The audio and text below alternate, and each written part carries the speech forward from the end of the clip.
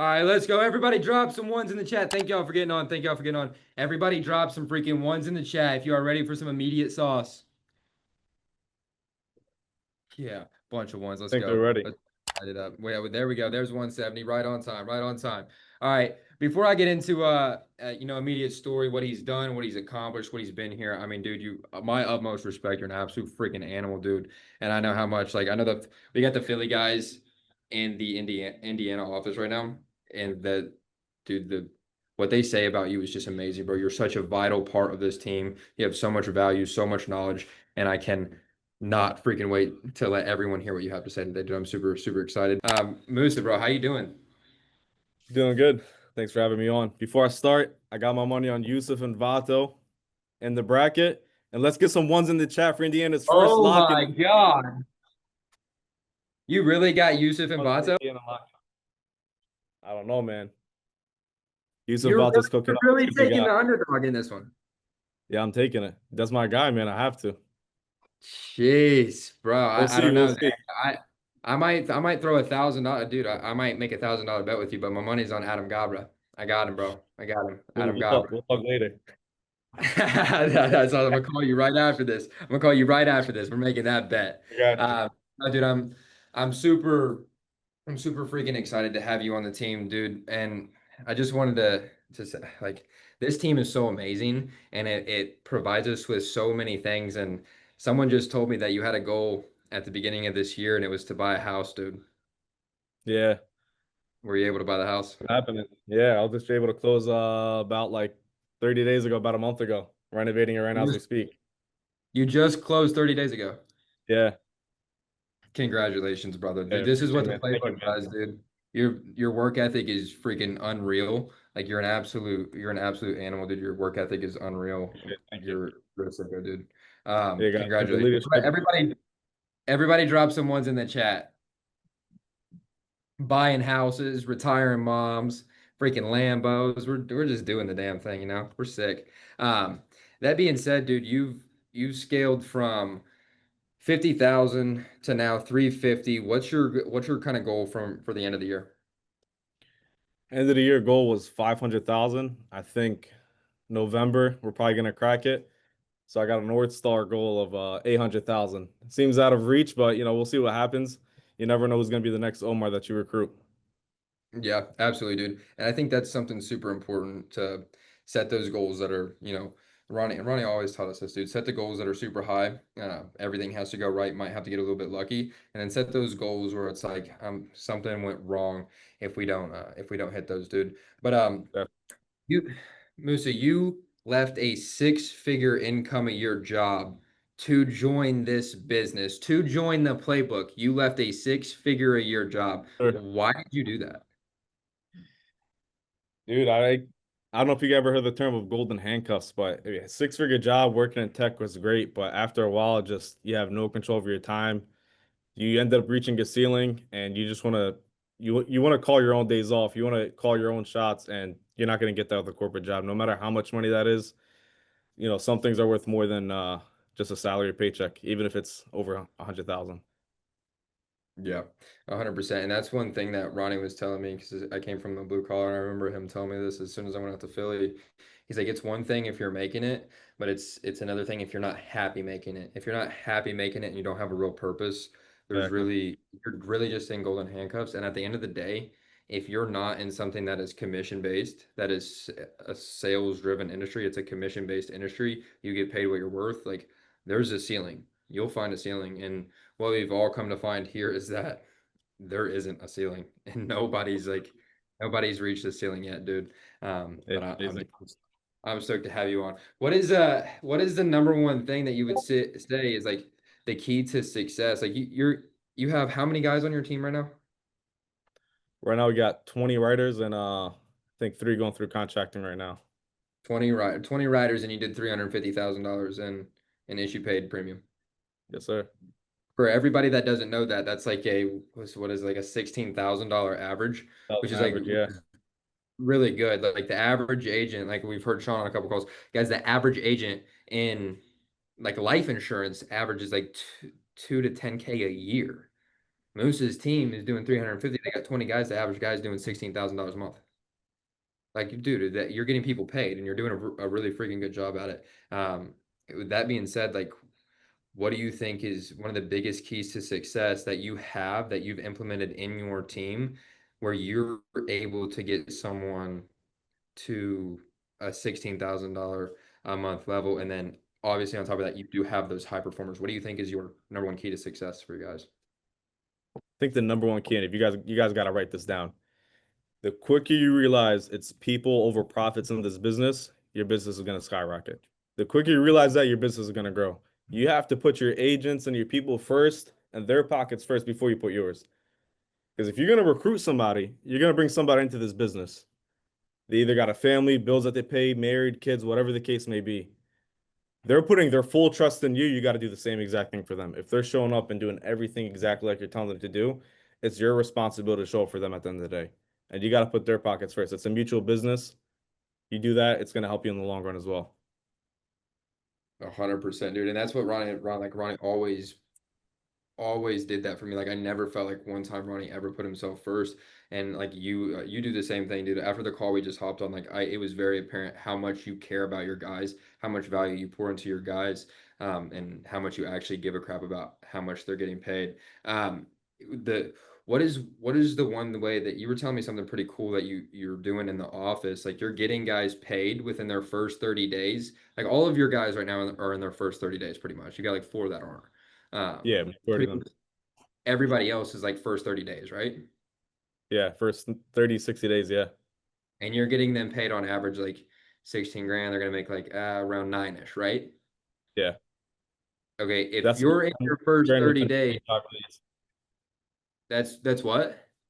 That's like the goal. 10K deposited within the first from the second they pass the exam, they got to get at least 10K deposited within the first 30 to 45 days, depending on where they start on the month.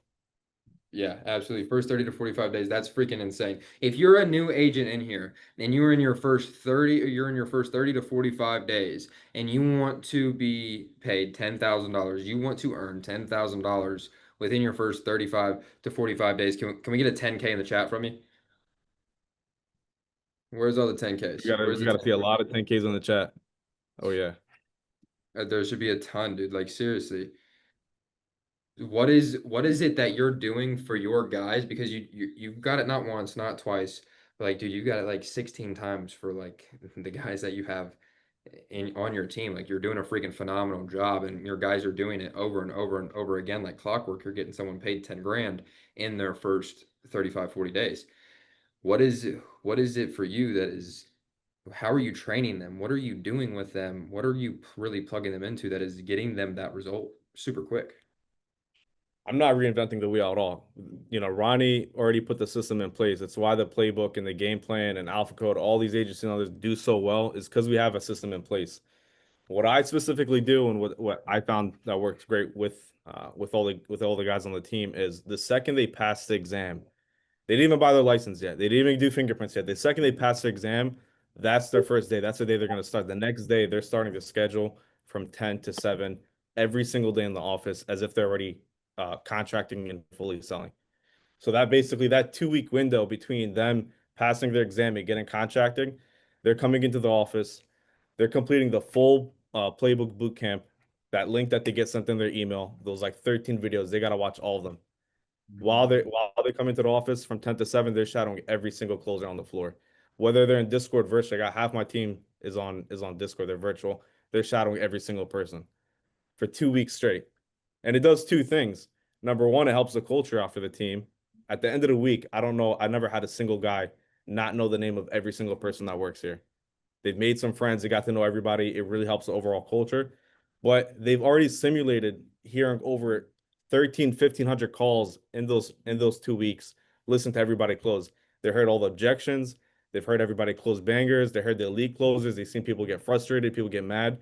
So the second they get contracted and they can finally touch the phone, put their headset on, they already got an idea of what they're getting themselves into. They already heard of all this stuff. They're not hitting the phone technically for the first time. So they have that confidence and they have that expectation. So basically it's a lot easier for them to gain that confidence a lot quicker. And it shows. I mean, I had a guy Ali start 3 weeks ago. His first week dropped 6,500. Had Omar his fourth week start buying leads. I had my brother who even started made $10,000 with this in the first month. The system works and it just rinse and repeat at the end of the day. And do you think that is the biggest thing? Is the confidence that you can start a new agent with? Is that the biggest thing? Yeah, just the confidence. Having them go through that entire system, following every single step, watching every single video, the trainings, holding them accountable, and making sure we're tracking their activity. And then if they're struggling, I mean, even if we had agents struggle their third, fourth week, you got to go into that guy. If he's doing everything he's saying you're doing, you gotta show proof. I don't just talk to one of my agents and tell them, hey, what did you dial today? Yo, dude, I dialed like 200 people. I got nothing out. Show me the proof. Every other business tracks their metrics. I track mine just the same way. Show me your proof. How many people did you dial 200? Show me 200. I can't, you wouldn't believe how many times they said 200 and I'll go check their phone and they got $50 on there. Tomorrow you're starting an activity tracker. I need to see every single X. I need to see every single box checked off. I need you to tally every single objection you get. At the end of the week, it's like, all right, you suck at these objections. You're not down enough. Now I know what to target and focus on for next week. And the next week, they end up, as long as they put in the effort and they're meeting me 100%, the results always follow. But you got to show proof. You got to show the metrics. I love that, dude. So that activity tracker for you guys is key. Yeah. It holds you accountable. You can't just like feel like you dialed 100 people, 200 people. I got to see it. So you feel like you work 24 hours, but did you actually? You got to track it. What are your, so obviously like you guys within your team, you have a super strong culture. You really are emphasizing culture. You're making sure everybody like kind of knows everybody. They've heard the bangers. They've heard, people get cussed out on the phone. They've heard the banking objections, the social objections. They've heard people get their teeth kicked in. And so culture is super, super, super fire for you guys. What are your standards that you implement into your team specifically? Specifically, I mean, it's obviously the schedule number one. I mean, you guys heard this so many times. Schedule having at least 9, 10 hour days. Tracking your dials, you got to be calling at least 300 people a day, especially starting off. You got to get all that activity in so you can get as many objections in the front. I tell every single guy that starts, this is the worst you're ever going to be. You're only going to get better from here. Like it's only going to go up from here for you. You got to make sure you like at least go through all these objections so that you can master them. So when you have that 90-day break period or that 30-day break period, like you already know what you're getting yourself into. I think that's huge, and that's something Colby Whitaker always says, and Ronnie says. They say it so much, so much, and I've heard it so much today, and you just said it again. And it's the 90-day period. What do you think happens, and what do you think is the most important thing within the first 90 days, and what do you think happens at 90 days? Even if someone struggles, or even if they have a good start in the first 90 days, what happens at 90 days? I think it just clicks for them. They finally had that realization. It's like, yo, this thing's a lot more simple than I thought about it. You buy leads, you follow the damn script, you fight the objections just like everybody else. You ask for help for the people near you, your upline, everybody around you. And then that's it. You can't say that the script or the leads don't work. Each person's different, each conversation is different. At the end of the day, if you're calling to 100 different people and you're not getting results and you're getting the same answer over and over again, the problem is you. Because those 100 people that you call don't know each other. You're getting the different responses. So once they realize that it clicks and that they're the issue and they focus on whether it's their tonality, memorizing the objections, their work ethic, getting the activity in, once you realize that it's just that simple, they need to follow those three things. That's when it's like, okay, now I got it. Now I know why these guys are closing 60K a week. They have all the leaderboards in front of them. They realize like this shit's real. These guys are getting paid. I gotta fix my shit. What did you say the three things were? I'm writing them down just because you have so much value. You said work ethic. What was the second one? It was like work ethic, the activity, following the script. I'd say those are the main three things. Activity, work ethic, and script, and that like those are pretty much the things that if you follow those, like you can pretty much start clipping 40 to 60K like clockwork. Yeah, and that's like, it's like once those agents reach 30, 40K, they're like, hey, Musa, how do I start closing 60K? How do I start closing 70K? And the answer is easy. I mean, if you can close 40K, the only difference between you and a 40K producer and an 80K producer is just a lead spend. You just got to talk to more people. Just up your lead spend, you'll have more people to talk to, you have more people to sell because the skill set's already there. If you're closing 40K a month, you have the skills to close at a high level. You just need more inventory. There's only Yeah. so much you can squeeze your leads out. I'm curious, dude, because the playbook continues to like grow and grow and grow, and the standard gets raised and gets raised and gets raised. Because I remember whenever I first started, if you were smacking 40K, you were the shit. Yeah. And if Now it's you like you gotta be 50 to reach top 20. if you crack 40 now, people are like, "Oh, that's cute. Yeah. You still suck." What do you think? What for you defines an elite closer or someone that's higher level in the playbook? For someone that's high level in the playbook, I mean, obviously you gotta hit 50K. That's like the benchmark. We can see it now, it's on the results. So if you're cracking 50K, you're an elite closer in my book. And in order to get there, it's obviously your lead spend, but it's also how many people you're dialing a day. I mean, it's the same rinse and repeat information that you're gonna hear. It really is that simple. Yeah, it's simple. As long as you're actually holding yourself accountable and you're following everything that your outline tells you, you're following the script, you're doing everything exactly the same thing like everybody else is doing, and you're continuing to join the training calls, improving your system and getting a little bit better, 10%, 1% every day, you're gonna reach those metrics. For someone who is, they're probably issuing like 20 to 30K. They're showing up, but they just feel like something's not clicking yet. Um, and they feel like they just can't reach the next level. What would you tell somebody? For somebody that's like around 20 to 30,000 and they feel like they can't get to the next level, everybody has a different reason, but I just simply ask them why. Why do you feel like that? And kind of just speak a little bit of life into them. Figure out exactly what they're going through and where their mindset's at and attack that specifically. And then write them out a goal plan. I do this every single person that I have on my team, and I learned it from everybody else on their teams in the playbook, is that I don't want them to repeat the same mistakes I made.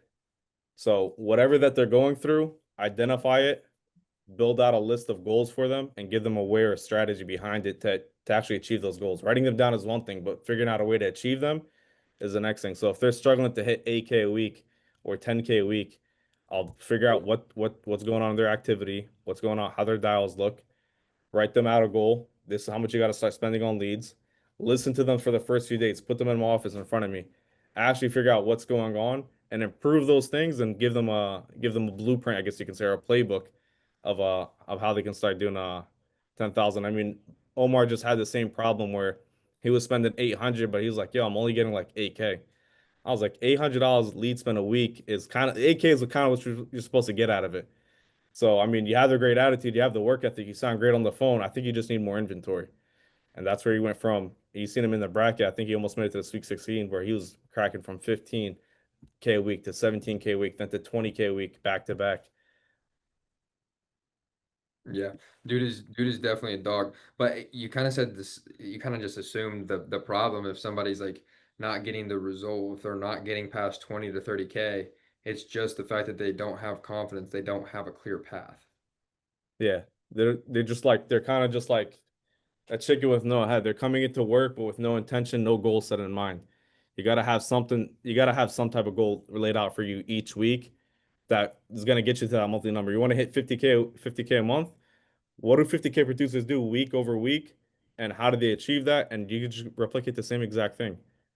I mean, if you're closing 30K a week and you're kind of like half-assing it, you know exactly what you're doing, but sometimes you just need somebody else to tell you that.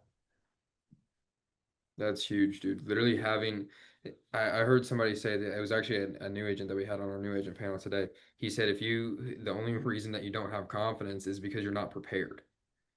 If you show up prepared and you show up ready to go, you have your game plan written down. It works because so many people are doing it at this level. If you do the exact same things as them, you have a goal and you know what you're doing. When you show up, then you're going to be confident. So in return, if you have them written down, you have it written out, you have a step-by-step plan, your confidence will on the phone will in return just be there because you feel like you know what you're doing. You feel like you are on the path, which is super super huge. For your new 100%. guys, what kind of goals are you setting for them like week 1, week 2, week 3, week 4? Week one, I told them, hey, listen, the goal for the end of this week is to get you at least three closes. And you gotta, that's like the main goal. It's like, yo, if I can get this guy three closes in his first week, he's gonna get that first close. He's gonna have all that excitement. I want to feed off that excitement that he's gonna have. It's like, all right, you know what the best thing to do after the first close? He's like, what? Get a second one. Hit him right back on the phone. Get a second close in. But it's really just holding them accountable to that schedule that they have, making sure that I'm clocking them. Well, not like holding their hand, but it's like, yo, let me know, did you join the trainings or not this week? Making you're still a brand new agent, should be on Monday, Wednesday, Friday, Thursday calls, and sticking to that schedule and making sure those getting those dials in with a mindset is like, yo, I'm gonna close three by the end of this week. If it comes on early, if they already have two closes and it's a Tuesday, it's like, yo, we gotta change something. You're a little bit gifted. We gotta do six closes by the end of the week. But just keeping track of them. Yeah, just having a clear path and a clear goal. That's huge. Earlier, you mentioned that you always like your agents. And I remember you telling me on the phone when we were talking. There's a couple mistakes that you made that were pretty lethal to your business and it not growing. And you said I like all of my agents to make sure they're not hitting the same mistakes that I made, so I make sure that they don't hit those mistakes. What are the mistakes that you made that you like all your agents to avoid? The mistakes I made was number one, obviously not tracking my dials, like, and not holding myself to standards. Like, yo, I gotta get two before two, and two before eight, or just holding myself to those standards. That'd be the first thing. Not tracking my dials. The second thing is not recruiting early on. That's like I feel like I waited way too long to do that. I knew a lot of people that were interested in the business. I knew a lot of people that could have used this opportunity and help them achieve the goals that they wanted to do in their life financially. But I was just a little bit too scared to reach out. I didn't close myself on the business, I guess you can say, early on. But I make sure that I have all my guys not repeat those two mistakes. Have them recruit early on, help other people get paid as well too, and in return, that's going to help your business. Yeah, 100%. How much of your growth do you think has come from you recruiting alone? Recruiting alone, I would say the growth, I would say about half of it, because majority of the growth that came in the last 60 days would be from tap rooting within the starting five that I got. Shit, I didn't even get a starting five. I got a starting four. I got four guys that started. That first month, we had about five guys, including myself, and those four guys brought 14 people on in the next 30 days. And then those 14 people brought in, etc. I remember whenever I asked, this is such a huge, guys. If you guys are writing notes and if you're a builder, you want to build something, this is something that you really need to take note of right now, right now, right now. And this is something that you cannot overlook. I promise you. This probably saved my business, I think. Um, I asked Ronnie, I said, what does coach do and what does Tanner do better than me? What am I not doing?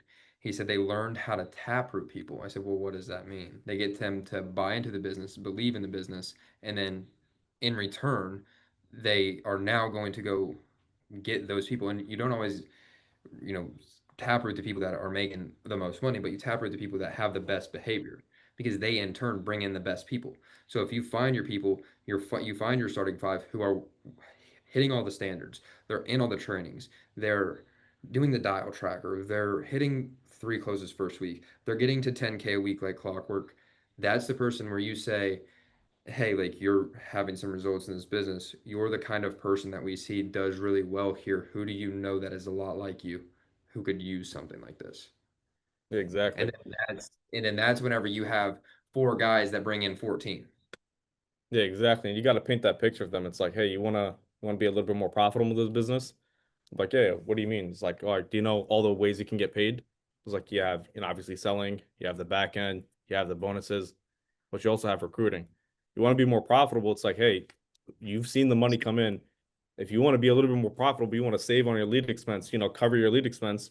Who do you know that can use this job or use this opportunity to come in here and potentially have that cover your lead expense? That was like my whole reality. It's like, yo, if I can get a few guys to come in, build out a team, start making some money, I can cover my lead expense. That was like my whole mindset behind it. And obviously it grew much larger than that. But I'll never forget, it's like when we were in Ronnie's office and he had like drew a circle and he was uh put the goal on like how much Playbook's gonna do by the end of the year. And he was like, you guys decide how much of the piece of the pie that you guys want. And I was like, I want a decent chunk out of that, right? Like, who doesn't want a decent chunk out of that? So I did the same exact thing. I replicated it. I was like, yeah, we're doing 500K by the end of the year. You guys decide how much you want out of that. Like, who's gonna recruit? Like, you guys got to bring in people. Obviously, help them get paid as soon as possible. Implement the same thing, but also help yourself become more profitable as well too. And at the end of the day, that's gonna be up to you guys. But painting that same picture that just like Ronnie did, no new systems, just improving them. Do the same thing for your guys as well too, and have them see the other side of the business where they can not only make money from selling, but also recruiting as well and helping other people financially get paid. Dude, you're an absolute animal. I love it, bro. That you have a ton of value, dude. I'm so glad that we were able to get you on this call. And I remember when Ronnie said I was there whenever Ronnie said that, and he told us, he said, we're going to hit 10 million by the end of the year. Figure out what piece of the pie you want. Right now we're at 7. I guarantee we end up over 10. I guarantee there's no way that Playbook doesn't issue over $10 million in December. There's absolutely zero shot. That being said, come 2026, we haven't even hit 10 mil. Do you do you know what's going to happen next? We're not talking about 15, dude. We're talking about 20 next year, if not 25, if not 30. But I can guarantee you next year, everyone listening to this call, if you're a builder, if you're listening to this, Playbook will 100% be hitting $20 million next year. You decide right now what piece of the pie you want. How much are you going to get obsessed? How much are you going to buy in? How much are you going to put people over profit? Get your damn guys paid. How big are you going to go build a business? Because I promise you, all this shit's duplicatable. There's nothing special about me. Immediate, I love you, bro, but there's nothing special about you either. And that's the Agreed. best part about this business. And that's what I love about this business. That's why I'm so fired up. That's why I'm so passionate, is because in a business where you literally have to have zero freaking skills. Like you have zero skills. People send in a lead, they fill out the lead, you call them, you read the script that someone who's a millionaire made, like, oh my God, it's not that, it's so simple. And so many people like to overcomplicate it and make it such this big deal. And it's really just not. It's the most duplicatable copy and paste business ever. And that's why it's so easy to get obsessed. And especially in the playbook, the system that we have, like you get, I, oh my gosh, it's addicting. It's addicting, but I promise you guys, this does not take skill. It's the most duplicatable thing that we've ever had, that anyone's ever seen. People in this industry are making more money than we've ever seen before. Like, no one, for one, also, if you guys notice, Playbook's taking over FFL. You guys heard it on the last call that we were on. And like Playbook is literally taking over FFL. He was on Zach Turdowski. Sean was on Zach Turdowski's call the other day. And what does he do? He rings out Ronnie's name and he rings out the Playbook like 17 freaking times in a 30-minute call. We're like averaging every other minute he's saying the Playbook's name. He's ringing our bell. He's counting on us. We're going to go be bigger than every single freaking agency. We're going to be, at some point, we're going to get so big, like we're probably going to be half of FFL at one point. Like at some point, that's what we have to offer. That's the value that we bring. That's how big we are. And it's because of Halo and what we bring to the table and the value that we bring to the table for our guards. It's because we put people over profit over and over and over and over again, dude. I absolutely appreciate you for being on this call. We're about to open it up to questions. Immediate, before we open it up to questions, dude, is there anything that you want to say to all of Playbook before we open up to questions? No, that's it. Just people over profits. The reason why I want to get them paid so quickly, 10,000 within the first 30 days as a builder, you do not want turnover. If you can get a guy paid $10,000 within 30 to 45 days, there is no other job that's going to pay in the same exact way. He's not going to go anywhere. He's going to bring other people to do the same thing. You do not want turnover in this business. You don't want to be on a freaking what a wheel, just a rat race wheel, whatever you call it, a hamster wheel. You want to make sure you're getting guys who are going to stick, duplicatable, people that you would be willing to work for. If you're recruiting somebody, would I be comfortable if this guy was my upline? Bring in quality over quantity. Make sure those guys stick, get them paid, and you're gonna have a profitable business. That's freaking huge, dude. Quality over quantity. Playbook only recruits dogs. We don't. I love that. I'm so freaking happy that you said that. You got me fired up right now, dude. You got me so fired up. Everybody drop 20 M's in the chat real quick. Playbook to 20 M's. 2026 playbook 20 M's bare minimum. And I think Let's like that's go. just me Yeah. guessing. I don't know. Like I know Ronnie's a little bit crazy just like me. Like we might just go hit 50 next year. Like the way we double, the way we triple, the way we quadruple, we might go hit 50. But 20 million is the bare minimum. With that being said, we're going to open it up to questions real quick. If anybody in Philly, you guys want to unmute your board, whatever, ask some questions. All you guys on here, feel free to unmute and ask some questions. Yo, I got a question. You can hear me? Yeah, Yes, what's going sir, on, Jay. Jay? What's up, bro? I got a question. So I got a team I'm building right now, right? What's your take on hiring part-timers? Like people who like part-time, like they're working a job in the daytime and then, obviously they home, get on the phone. Cause I have a couple of guys like that, but it's just like I can't put a lot of time in them to really teach and train them like that. But obviously I'm building my team early on, so it's kind of like I'm trying to, help everybody I can. But if I want to see this long term, what's your take on that? 100%. That's a really, really good question. Believe it or not, I started on part-time. When I first started, I started part-time, was a few days a week. And I quit after like my fourth week in the business. If you're gonna hire somebody on part-time, create a schedule around their part-time with the intention that they're gonna come on full-time. Give them like a 30-day span, whatever seems best for that person's situation. Give them like a month. It's like, yo, you're gonna work part-time. You're gonna work this schedule. Try to get him paid. I mean, if he's part-time, maybe not 10,000, maybe 5,000. But what's gonna happen is he's gonna be like, damn, I just made 5 G's working part-time. This other job's paying me 3 grand a month. If I had just done Facts, full time like everybody else, I probably would have made 30,000. I probably would have made 40,000. They're facts, gonna be on their own. You're not gonna have to convince them. Let the business do that for you. facts. My dog, I appreciate it, bro. Hey, you're killing it, man. I'm finna be up there with you. Watch. Yeah. I My want to see you, dog. baby. Appreciate it. Who else has got a question?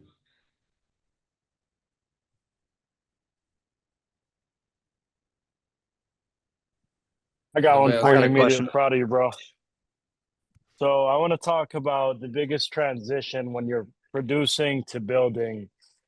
What is that transition like with managing time now? Because I think that's where most people struggle. And shout out to the Indy office. I'm out here in the trenches with the team.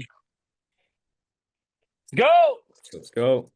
It's a really good question. You gotta build out a schedule for yourself. So what I personally did is, obviously my bread and butter is selling, especially early on. That's gonna be your bread and butter, still producing. You want to create a schedule. So what I did is like, all right, I get into the office at 9. From 9 to 10 or 9 to 10:30, I'm gonna address like, some training, some script training for the new guys, address any questions that they have. And then the second it hits 11 a.m., I'm dialing up until 6 p.m. So I'm leading from the front. I'm going to be selling in front of those guys, going through the same objections that they're going to be going through, and then also from 6 to 8, I'm going to be taking recruiting calls and whatever my guys went through that day. They might have any questions. I'm going to take those questions at the end of the day. So just make sure you have a clear schedule around dialing, training, and recruiting, and you should be fine. Yeah, that's huge. I know that's something that a lot of people like. I messed that up a lot, and I had to. Yeah, I didn't do it as well as you did, and you just literally laid it out there. That's the playbook of how you transition. Like it's perfect. I messed that up so much. Who else has got a question? We got time for like two more good ones before I go hop on the phones and whoop Ronnie on the phones on the day. No, I got a question for you, Musa. All right. I'm building a team first month in. So what's like the middle ground for feeding new reps to the wolves and holding their hand? Middle ground, what I like to do first is like that first week is like so crucial. It's like they're brand new, so I'll bring them to the office. They've already shot a few guys. I'll kind of just bring them to the office and have them dial with me the first few days. Get to know them personally, listen to them on the phone, coach them throughout those first few days. Afterwards, I'll throw them into the office, kind of just slowly, let off the leash. Like check up on them maybe once or twice throughout the day. Hey, how'd it go? What are you going through? Did you get any sales out? What's your day looking like? After he gets his first few sales and he's rocking, just let go and let him do his thing. If he ever has any trouble, check up on him, here and there. If he ever has any trouble, he's gonna reach back out to you anyway. But just let go, see what he does, and then continue just slowly monitor his progress. If he's going through anything, be there to support him, but don't hold his hand throughout the whole entire process. Just the first few days, he's brand new. After let the sheet, take the training wheels off and let him ride. Awesome question. Awesome question. We got time for one more. If anybody wants to hit one more real quick. I Yeah, I have got a another straight. one. Okay. Mine's pretty No, straightforward. Musa, I track my data pretty heavily as well, just like you did. My question is, what would you say, because I'm working the vault right now, what would you say is a good pickup ratio? What's a red flag pickup ratio in terms of like converting to sales? And then what's like average? Feel like the average ratio is like, especially if you're starting off, you might have only one close per like 100 leads. It's like if this is like your very first day, like or first few days. Average is like, one every 50 leads. That's like when, you're gonna get a little bit of better pickup ratio. But if it's like 2 hours into the day and I haven't gotten a single pickup, I'm checking my phone for spam. I'm like, yo, dude, there's something up. Like you gotta check your phone to see if it's on spam. call some of your buddies around you, double check that you're not on spam, and then just making sure you're staying true to the time zone. Like, all right, I haven't got any pickups. Like, am I calling West Coast where it's like way too early right now? Am I calling East Coast? Let me just transition a little bit, dial Central Time. Just keep it going through, because if you're not on spam, I mean, the only thing you got to do is keep dialing, and hopefully the pickup ratio picks up. But if you're having a bad day, just increase the activity to kind of, outweigh it. Amazing question. Amazing question. Well, I once have we're a gonna wrap question. up, I go got for one it. more. I'm sorry. One King more Mo's from good Philly. for I it. apologize. Got one from All right, Philly. we'll take them both. We'll take them both. Yo, King Mo. Yeah. We got Big O right here. He has one question. He wants to know, what made you put your faith in your guys, Musa? Maybe put the faith into my guys. Yeah. The whole thing is like, I knew what the guys wanted. These are young guys, man. They, unmute. Yeah, there you go. What made me put my faith into the guys is like, I know they're hard workers. I know them personally, some of them, and I know some of them were like just mutual friends. But I've seen everybody else around them succeed, and I kind of just spoke life into them. I was like, yo, it can be the same exact thing for you. Speak to each guy individually, figure out what his goals are in life, build a plan around that, then help him achieve it. And in a sense, it's kind of like you kind of achieve that for them too, which is also fulfilling, which is nice. Thank you so much. Yo, King Mo, you got one? Yeah. So Musa, first, it's a great call. Thank you for everything, Musa and Drew. Now, Musa, I have a question for you. You had an agent that he struggled for the first 3 months. That literally he didn't sell anything for the first 3 months. Then you you change him to be a top closer in the whole playbook in his 4th month to become one of the top agents. What you did exactly to help him and just to change him from a guy that he want to quit to literally in 1 month that one of the top agents in the whole playbook? Yeah, it's a really good question. I think I know what you're talking about. I had a sit down where I had to come up to a person. It's like, hey, listen, like you would have made more money working at a retail store. I don't want to see you struggle anymore. You probably need to go look for another job. And he kind of like, hey, you got to give me one more shot. It's like, yo, I'll give you one more week. I'll give you one more, because you've been following everything true. Like you've been following the schedule. You had a really, really rough start, but were you trying to your full potential? Were you actually implementing it with intention? And that next week he recorded himself on the calls to see how he sounded. He put his back up against the wall, realized that he needed to be a little bit more intentional, and he had his breakthrough. Sometimes you just gotta give an ultimatum. It's like, yo, you either gotta fix your shit in 1 week, or you're not gonna be profitable in here. Like, I'd love to keep you. You're a great guy, but you gotta make money, and I don't want to be the reason why you're not making money. Let's go. Thank you. That's amazing. All right, everybody. I appreciate everybody getting on. Everybody, before we hop off, let's throw some halos in the chat. Halos changing everything. Let's go. This is Closerz Academy. We'll see you guys next week.